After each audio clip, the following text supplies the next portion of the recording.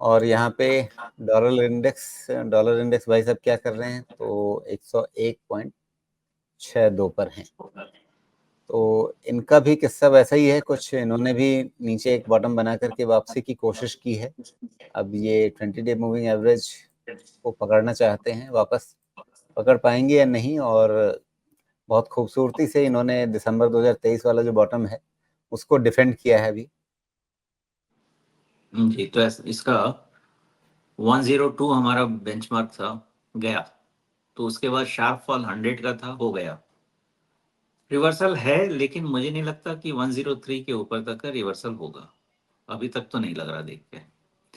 और उसके बाद फिर से 100 का ब्रीच भी होना चाहिए नीचे जाके डाउन साइड में।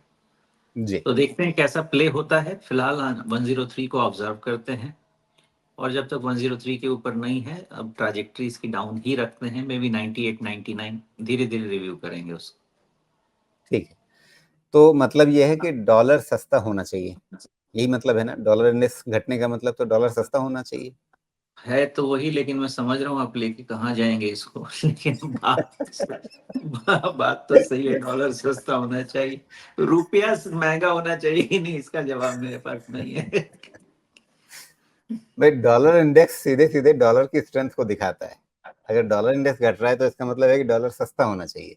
तो डॉलर सस्ता होना चाहिए तो रुपए में भी उसका भाव घटना चाहिए ना। ये 84 के पास क्यों लटका हुआ है? देखिए, आपका फंडामेंटल क्वेश्चन एकदम सही है, लेकिन इसका जवाब ढूंढने के लिए ना मुझे कोई जेन्युइन ढूंढ के लाना पड़ेगा जो मुझे इसका जवाब बताए। हो ही नहीं रहा है। नहीं हो रहा है तो नहीं हो रहा है। इनफैक्ट मैं तो और पढ़ाई कर रहा हूँ इस पे कि समझूं कि सॉफ्टवेयर इंटरेस्ट रेट बायस में कैसा होता है। उसमें भी नजर आ रहा है कि उसमें भी थोड़ी आईएनआर डिप्रिशिएट ही होता है। मैंने कहा भाई अप्रिशिएट कब होता है, वो सिनेरियो बता दे। तो कहीं वो डेटा पॉइंट ही नहीं दिया है कि ऐसे में अप्रिशिएट होता है। तो मैंने अपनी थियरी बना के नहीं रखी तो है, जब तक हम। नहीं तो इसका मतलब ये है कि ये कोई मार्केट नहीं है, ये कसिनो है जिसमें सेट रहता है कि खिलाड़ी को हारना ही हारना है। तो ये यूएस कसिनो है जिसके अंदर बाकी सारी करेंसीज को हारना ही हारना है। मेरा क्या है ना, मेरा ना जो बहुत पुराने जमाने से जो इकोनॉमिक्स चलता रहा है ना, मेरा बहुत उस पर ज्यादा भरोसा है। मैं इन सब को छोड़ के मैं तो एक ही लाइन लेके हमेशा चलता हूँ। अंडर डेवलप्ड नेशन से डेवलपिंग से डेवलप्ड, ये बहुत बड़ा फेज होता है। और इस फेज में होता कैसा है, सब कुछ डिपेंड करता है आपका वर्ल्ड में आपका ट्रेड बैलेंस कैसा है। जब तक आप current account deficit, trade deficit में रहेंगे, मजबूरन आपको अपनी करेंसी को डेप्रिशिएट करना ही पड़ेगा।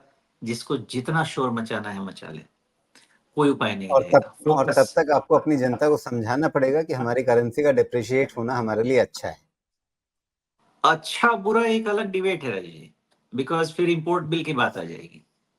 लेकिन रास्ता नहीं है। मैं ये कह रहा हूं कि देखिए, आपको सिस्टम ठीक करना है तो सिस्टम में पहले रहना पड़ेगा ना। सिस्टम से बाहर फेंक देगा तो फिर आप सिस्टम क्या ठीक करेंगे। जी तो पहले सर्वाइवल, तो सर्वाइवल के लिए अलाउ योर सेल्फ और allow your currency to depreciate. You can't hold it, नहीं कर सकेंगे, कोई रास्ता नहीं है। तभी जाके आपके एक्सपोर्ट एक्सेप्ट होंगे ग्लोबल मार्केट में। और जब तक आप अपनी एक अच्छी पहचान नहीं बना लें, मुश्किल है। तो पहले ट्रेड सरप्लस होइए। चाइना ट्रेड सरप्लस होने के बाद क्या प्रॉब्लम होती है सोचिए। यूएस रोता रहता है कि युआन को तुम अप्रिशिएट नहीं होने देते हो, अप्रिशिएट नहीं होने देते हो। क्यों भाई? वो कहता है कि नहीं मैं डिवैल्यू करूंगा। क्यों? रीड कीजिए रीजन। हो जाइए ट्रेड सरप्लस, उसके बाद आपकी करेंसी आप नहीं चाहेंगे अपने आप अप्रिशिएट होगी, और आप फिर उससे परेशान हो जाएंगे। फिर आप महंगे हो जाएंगे लोगों के लिए। यही चीज तो मैं 1929 वाली क्राइसिस जो पढ़ रहा हूँ उसमें भी तो यही मामला हुआ था। जी तो ये चीज है, ट्रेड सरप्लस ट्रेड डेफिसिट पे ही सब डिपेंड करेगा। बिल्कुल। तो इस समय फिलहाल रुपया जो है वो 84 की नई छत इसकी दिख रही है। और कहीं ऐसा तो नहीं कि मतलब किसी झटके में 84 के आगे भी जाने की कोशिश करे अब? एक बहुत क्रूड एग्जांपल देता हूँ। दिवाली से आपने कंपेयर किया था ना, तो मान लीजिए जी दिवाली वाले पटाखे का गन है।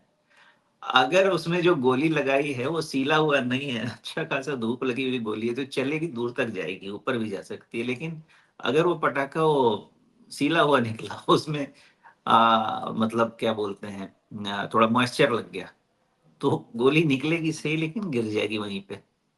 ये उस तरह की बंदूक की गोली पड़ी हुई है, अभी किधर जाएगी पता नहीं है। मेरा बेट यही है कि सम फाइंड है, थोड़ा अप्रिशिएशन होना चाहिए। थोड़ा जी। होना चाहिए, 83 के तरफ होना चाहिए, फिर जो ट्राजेक्टरी लेना है ले रुपया को, लेकिन अभी मुझे तो वही लगता है।